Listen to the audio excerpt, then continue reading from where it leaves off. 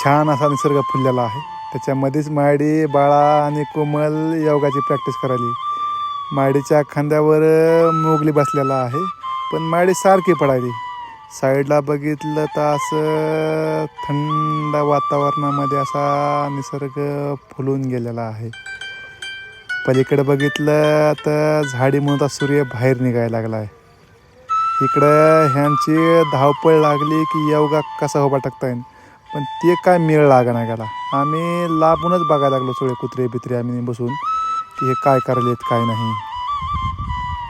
म्हणलं आपल्याला काही योगा नको बाबा, आपला व्यायाम चालू आहे. म्हणून माझ्यासोबत सगळे कुत्रे गँग बसून आम्ही निवांत काहीतरी खात खात आपलं रिलॅक्स वातावरणाचा आस्वाद घेत लांबून बघायला लागलो ह्यांची मजा, हे कशी योगा वगैरे करायला. तर चला, परिवारासोबतचे हे अविस्मरणीय क्षण आहेत.